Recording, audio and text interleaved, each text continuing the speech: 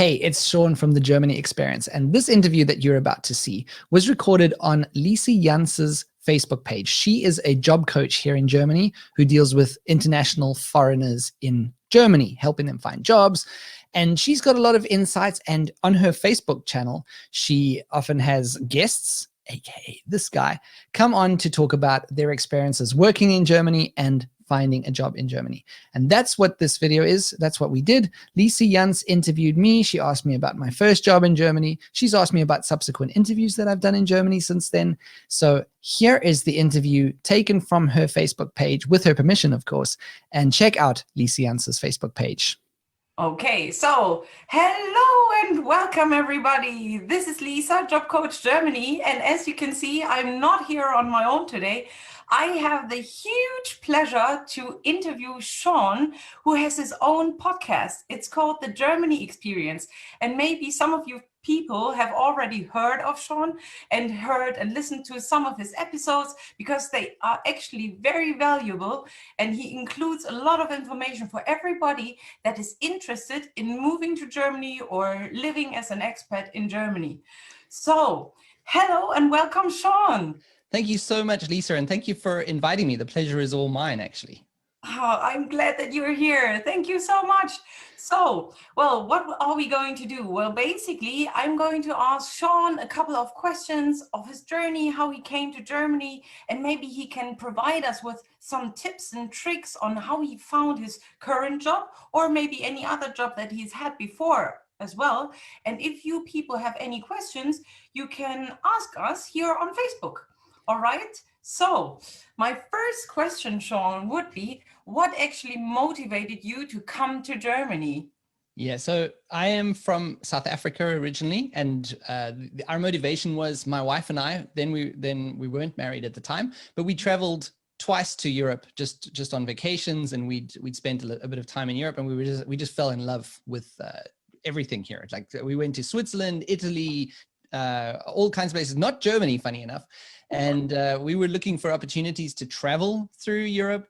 And then my wife got an opportunity through her job to move to Germany. And it was a bit tricky because I'd never been to Germany before. My wife had, but I'd never stepped foot in Germany. And my wife just said to me, we've been to Zurich, and if you like Zurich, you're probably going to like Germany. So I was like, okay, let's move there.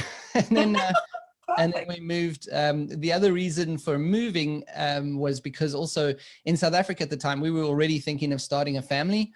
And South Africa, we were questioning, especially in Johannesburg, where we were living, we were questioning, like, is this the right place to raise a family? Is this where we want to settle down? And Johannesburg is great. It's sort of a big financial hub of South Africa, but it's also a lot of crime, and it's a big city life and everything. So we just decided, well, let's see what things are like in Europe and Germany, and here we are. Oh, wow, what a great story. So this is sometimes how life plays us, right? Yes. So there Yes, pops up an opportunity and you just grab it. That's wonderful. And did you and your wife know any German before you came to Germany? No, we found out about, I think about 6 months before that we would be moving to Germany. And then we did an A1 course at Goethe Institute, which is really just, Guten Tag, wie geht es Ihnen? Schau mal hier das Doppelbett. You know, like really the basic stuff that you get in A1. And at the time we thought that should be good enough to move here. And we were feeling pretty confident. And of course, when you get here, you realize that what they teach you in A1 is useful as a Grundlage, as a basis, but it quickly becomes not enough when you move to Germany. So yeah, our German was not good when we came here. Okay, so okay, but that's very interesting to hear, because normally people also, I mean, I've met also people that have been living in Germany and have never even taken any course or don't speak German at all, even though they're living here for 10 years or so. Yeah. So I think it depends what you want from your Germany experience, and you know, you can do it. I think of places like Berlin and Munich, you can actually get by. There's a lot of foreigners there. There is a lot of English companies. You could actually get by with a minimum of German. But for us, it was a case of, if we're going to do this, we want to experience as much of the culture as possible. We don't want to just live here. We want to be a part of Germany. So that's why we did the the That's language. what I also recommend everybody when they are thinking about moving to Germany. Yeah. It's always up to you whether you want to, like how much you want to integrate. And obviously it's always a difference in the feeling as well, Yeah. if you know the language. And Yes. obviously, but A1 level, I mean, that's already very great because it shows future employers or everybody in your community that you're putting in an effort and that you're actually at least trying, and everything else can come Yes. later. Yes. But it's a great advice, I think, that you said that you didn't feel that your German was enough in the beginning, even though you did an A1 course. And that's actually some advice that I often give to foreigners who are coming here as well and wanting to look for jobs. And we'll get into the job, the information about the jobs later. But I always say, if you don't have to have perfect German when you're going into that interview, but you have to show somehow that you're trying. So in my first interview, it was a case that I could start off in German, and then when things got complicated, we had to switch to English. But they could see, okay, he is learning, and he says he does want to learn as well. So then it's a very good demonstration that you want to do. That's true. Wonderful. Great advice. Yeah, perfect. So, and now that you're living in Germany, have you moved while you've been here in Germany, or are you staying at the same city? No, we've moved around so much since we've been. I think we've moved 5 times since arriving in Germany. So when we first arrived, my wife's job is in a city called Schweinfurt, which is in Unterfranken, Lower Franconia. And there's a lot of engineering companies in Schweinfurt. So that's why we landed up there, but it's a very small industrial type of city. And then we moved from there to Würzburg, and that is when I found my job, but my job was in Frankfurt. So we moved from Schweinfurt to Würzburg, and I was commuting 2.5 hours one way each day. So it was ending up like 5 to 6 hours commute to get to and from my job. But again, Würzburg it's I think 100,000 people, but there wasn't a lot of English opportunities. And at that time I needed to work in English because I couldn't do it in German. So then we moved to Würzburg, and then eventually we've moved now to Middle Franconia, which is nearish Nuremberg, about 50 kilometers from Nuremberg. And we're living out in the country. Yeah. So, okay. Yeah. And is that the place, like of all the places where you've lived now, is it the perfect place for you? Do you like it there, or are you thinking already about moving somewhere else again? No, when we made this move, we wanted to make a move and say, this is it now, because we decided Germany as our home. We're going to stay here for the long term. And we said this is the move that we want to make, and then just stay here. And the reason we are in the country is because we were looking at buying a house, which is very difficult to do in Germany, and it's very, very expensive. So we had to look away from the cities, far away. So you asked if it's perfect. I don't think anywhere is ever perfect. There are a lot of downsides that come with living in a small village in Germany, especially when it comes to the language. It's a very thick dialect here. But at the same time, the people are all lovely, and we're close enough to cities for me to get back to and from my job. And so it's worked out pretty well. So I would say we're mostly happy where we are. Yeah, that's brilliant. Okay. Well, I think that's the best part. I mean, you need to feel home, and you have your family around, and as long as you can tick most of the boxes and you're very close to perfect, then it's fine. And I always say as well that this can change, right? I mean, if there is a different opportunity at some point, I know that people don't want to move that often. And at some point, I mean, you've moved so often, at some point you just want to settle. And then it's great for you that you know, okay, Germany is our home now, and this is where we want to be. And then wherever in Germany, that's just great. I mean, it's wonderful that you guys are here. So now that you've talked about your wife's job and your job. So from what I heard now, that basically means you came to Germany because your wife started the job here. Yes. And did she change internally with her company, or how did she find her job? Yeah, kind of. She found a job. So it was the company that she was working with in South Africa, and they have, it's an international company. It's not a South African company. It's a Swedish company, actually. And they had offices here, and they were also looking, she's a mechanical engineer. So they were looking for mechanical engineers here in Germany. So she applied and she got the position. And what she had to do, it was kind of an internal move, but the way that the paperwork worked, because Germany, bureaucracy and everything. She had to actually quit her job at the same company in South Africa and then get a new contract and everything over here. So it was more or less an internal move, but she had to completely transfer over to Germany. Yes, right. But it basically means you didn't have to go online and search for a job and apply for like that. It's just the bureaucratic way was a little bit difficult. Yeah, it was. Love that. But it was also that not that difficult. I think if people can make a move like that through their current company, it's kind of one of the best ways you can do it, because generally what they do as well, we didn't have to worry about visas for her or for me. They took care of my visa as well, because I came on what is it called? Aufenthaltserlaubnis or something. Yeah. Right. So, but this was like 13 years ago. So I don't know if things are still the same, but back then I just got a visa that was attached to my wife's job. So as long as she had the job, she had her Aufenthaltserlaubnis. And as long as obviously we were married and she still had that job, then I was allowed to stay in Germany. But that didn't allow me to work. So I still had a lot of work to do finding a job, and then having, it's a difficult situation because you want to convince employers that they have to hire you, but you also have to tell them there's a lot of paperwork that's going to come along with me because I need you to help me get this visa. So it was a very tricky time. Yeah. Okay. And how did you then actually find your job? Yeah, so I did a lot of searching. It was a lot of searching online, a lot of phone calls, a lot of people helping me out at the time through my wife's work. Okay. And yeah, it was a very frustrating time. We arrived in March, actually pretty close to our anniversary now that I think about it, 14 years almost. Oh, wow. We arrived on the 24th of March, I think it was, in 2007. And my wife,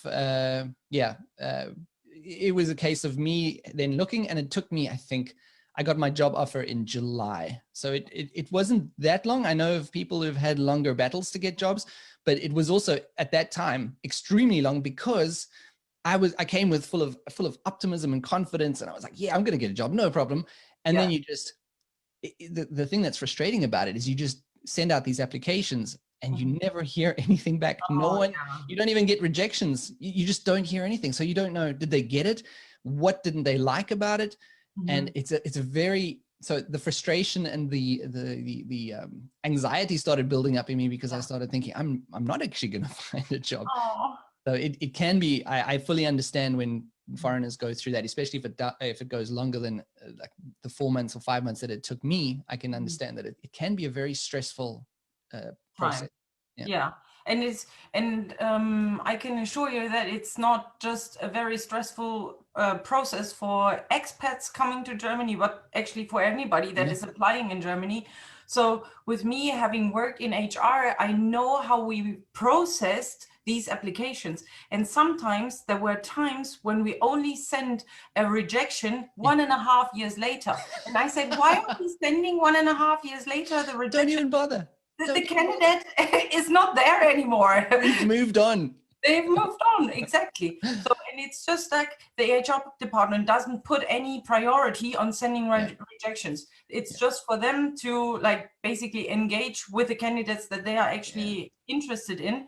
But that's it. Basically, I totally understand the feeling that at some point you are worried and just the anxiety is building that you don't find a job. But it's nothing personal. It has nothing to do with you. And that's what I always try to say to everybody that is applying for a job in Germany. It has nothing to do with your personality. It's just basically sometimes you don't know what happens behind the doors of the HR department. Especially as a new foreigner. Now I understand, because I've worked longer in Germany and I've seen some of the background processes, and now I understand.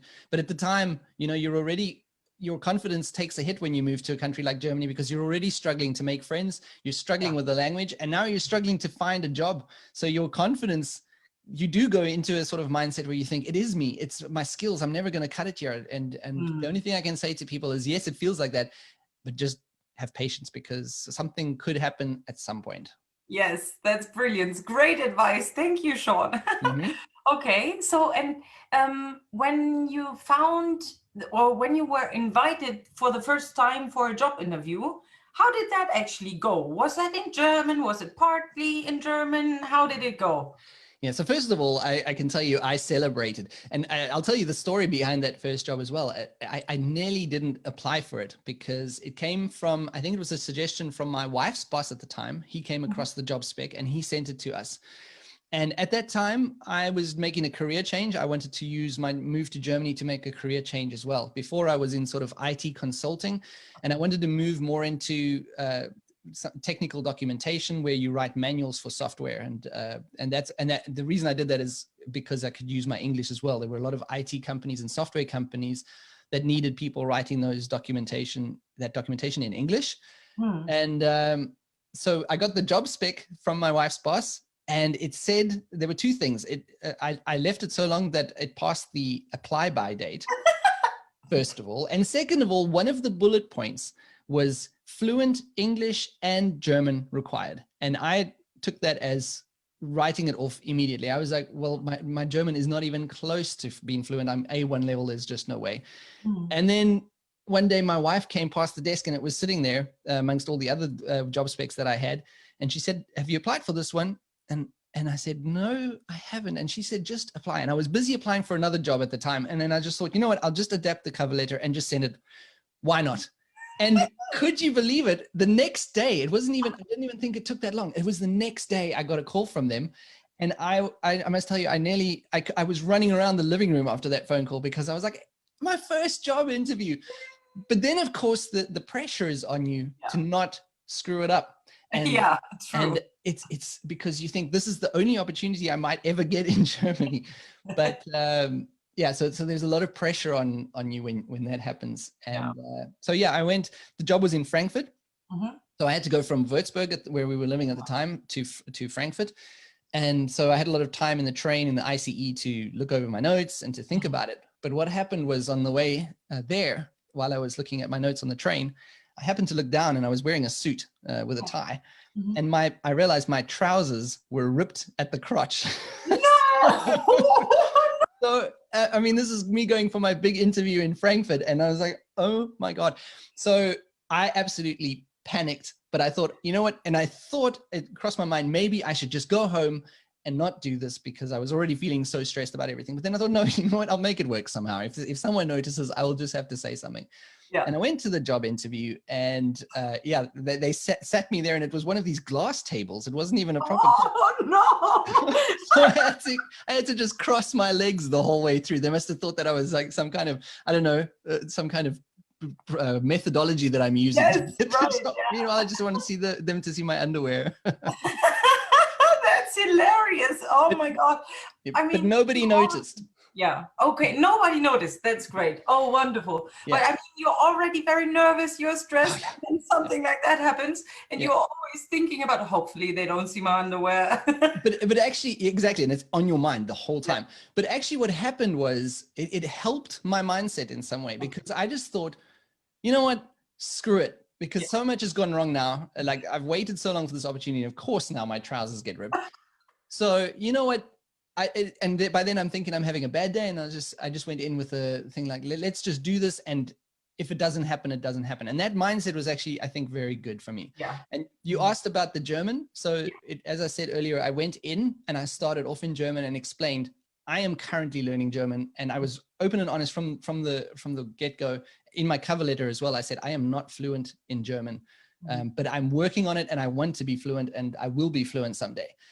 And then, so we started off in German, and then when things got too difficult, they actually offered switch to, you can say when you want to switch to English. And when things got tough, I would sometimes answer their German questions in English. Wow. So they could see that I had a level of understanding, but we also had a lot of times where I just didn't understand what the questions were, and then they would do it in English. And then eventually the interview just kind of switched all the way to English. Yeah. Yeah, so, but wonderful. I mean, even at level A1, and that's how you manage that. That's really cool. But I think the mindset really helped you. Oh, screw this. Let's see what happens. Okay. Yes. So, but I mean, you and then you got the job. So when did you actually find out that you got the job?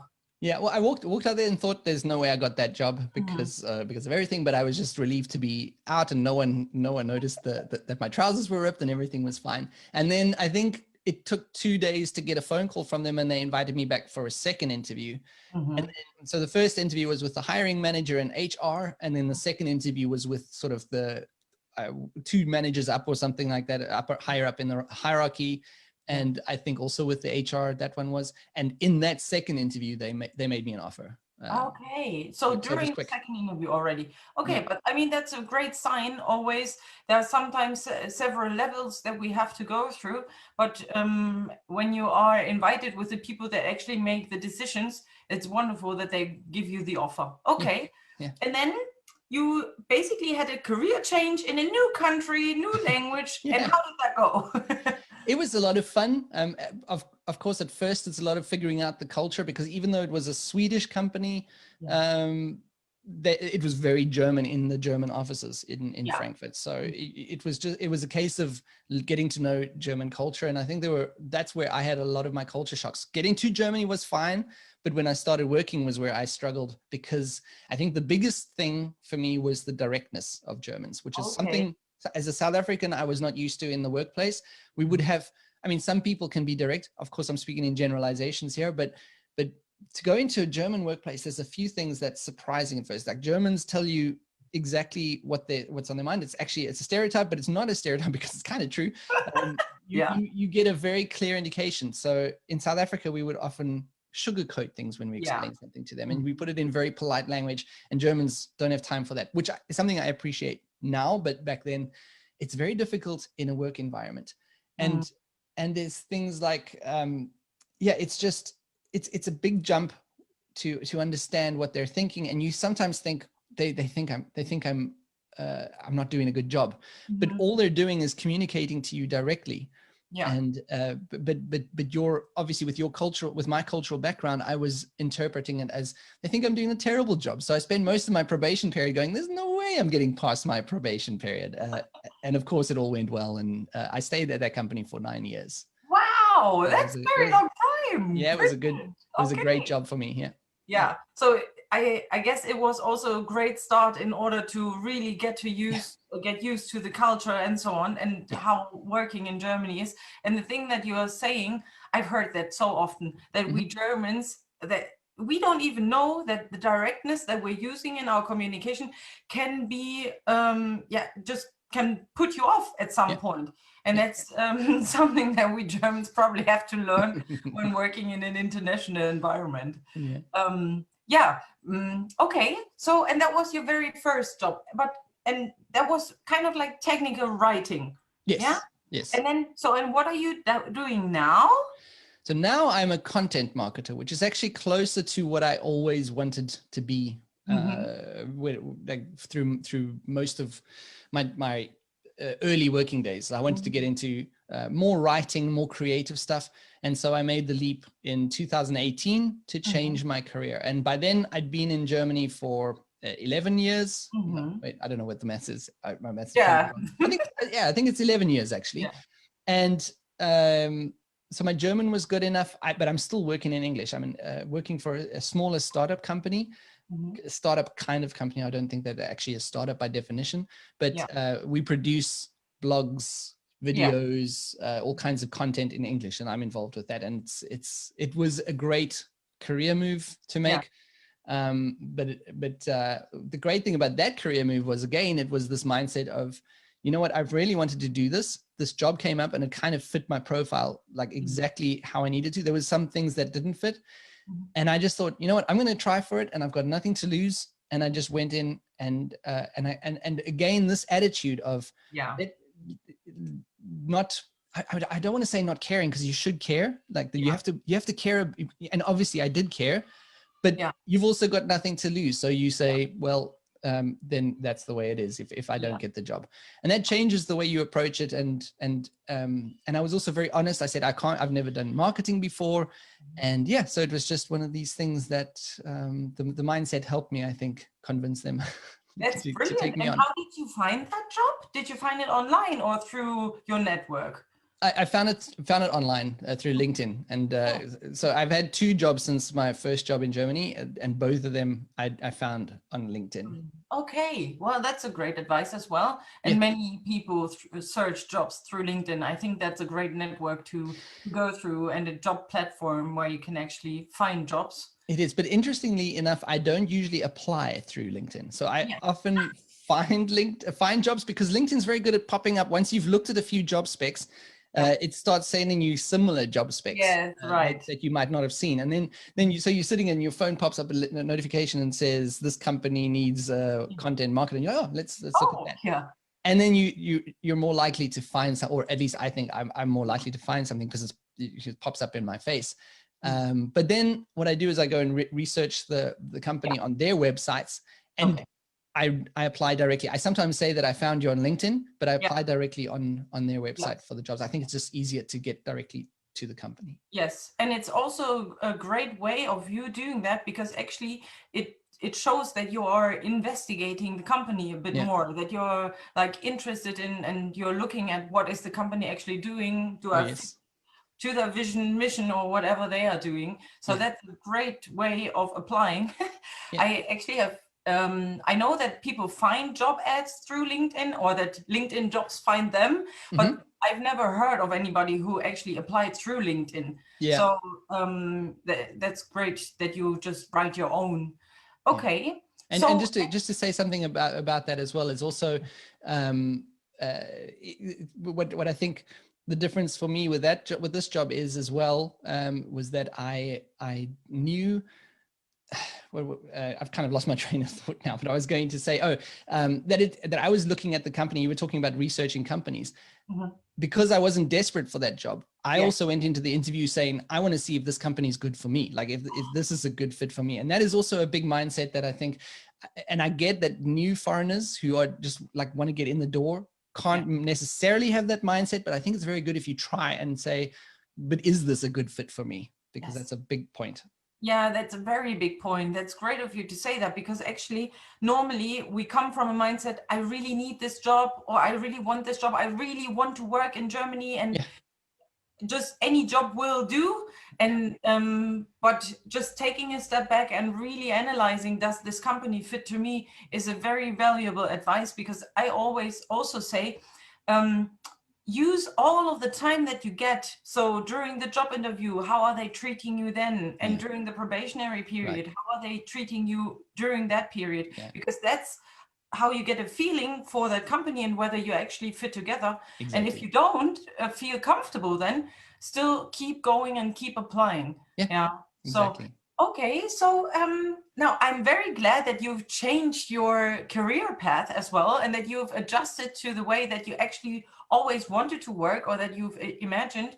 Is there any area that you are very curious about currently, that you are like, what are you researching the most for your development, for yourself? Mostly at the moment, because it's got to do with things that I do in my private life and at work, is I'm doing a lot of research about video and audio production. So because at work I present YouTube videos, and I also obviously, like I said, I write blogs, but in my spare time, we mentioned at the top, I have a podcast, and I'm branching that podcast out into YouTube. So this stuff is relevant, like social media and video and audio production is relevant for me right now in all spheres of my life. So that's something that I spend a lot of time listening to podcasts about, or watching tutorials on, or just reading books about how to do this stuff. So that's my big curiosity, I would say, at the moment. That's great. That's great. And then, I mean, this is very helpful for your job. And I mean, your employers, or your managers, they see, okay, he's really into this stuff. So you are investing your time whenever you can into this topic, and it's valuable for your private life and your work life. So that's a win-win situation. Win-win. I love those. That's brilliant. Okay. So, and then now you've mentioned your podcast, and obviously this is something that how people can find you. But one question that I have, why did you start this podcast? Many different reasons. I've always wanted to be in radio. That was something that I wanted to do as a kid. I always used to pretend I was a radio DJ, and it just never happened. I ended up, as I said, in IT consulting, and my life just went in a different direction. But now with podcasts, it's relatively easy to get into, and I thought I could be good at it, so I started the podcast. So that was the one reason. The other reason is I've been in Germany for such a long time, but I'm still fascinated in how new foreigners feel when they arrive, and by new I mean the first 5 years or so, while you're figuring things out, learning the language and stuff, because I can't remember everything. So when I speak to foreigners who are new and they tell me something, I'm like, oh yeah, I remember that was a huge stress in my life. Now it is not even a second thought, but and it kind of makes me nostalgic and it gives me a bit of perspective on my own journey when I speak to foreigners. So I enjoyed doing that so much. I thought, why don't I start a podcast and talk to foreigners in Germany about their experiences here? And that's what I did. And I didn't think it would, I kind of thought there would be a few discussions, but actually everyone's got such a unique story. There's some things that are the same within the framework, but some people react differently. People are coming from different cultures, that I'm still doing it 70 plus episodes later. So, and like I said, it's given me such a perspective on my own journey as a foreigner here in Germany. So that's why I started, and that's why I keep doing it. Yeah, and it sounds so great. I mean, you've come a long way, and there are so many years that you've spent in Germany already. And it's great to see that you then realize, oh yeah, that was something that I worried about back then. It's something that I often say to foreigners as well. Like, the things you feel now are stressing you out and maybe even causing you to cry at night, or frustrations. These things, if you just stick through it and find strategies to get through these things, listen to other people who have experience with these things, I promise you, in 3 years' time, this will not be an issue in your life. It's just something that is really huge right now, but it's a temporary obstacle, and nothing is permanent. So you just keep moving through these things. Wow, what a wise saying. That's great. Wonderful. Yeah. So, and then how can people actually find you? Where can they listen to you, and what do you offer them, basically? So the podcast, as we mentioned, it's a podcast about life in Germany, but through the eyes of outsiders. I also have interviews with Germans, and someone on this call is going to be a guest on the show pretty soon. Lisa, I've invited Lisa to come on and talk about some stuff on a future episode. So we have Germans giving advice, but we also have the stories of foreigners, and you can find it at thegermanyexperience.de. Okay, brilliant. Well, I hope that everybody has gotten some value out of our wonderful live session here. So there were a lot of benefits I see that you've talked about, and many wonderful hints and tricks that people can actually use if they want to come to Germany. And I can recommend Sean's podcast. So just go through his episodes and pick whatever information is very interesting to you right now, or anything that keeps you awake at night, because Sean has interviewed many people, and there are so many experiences that you can just work with, and that's very, very helpful.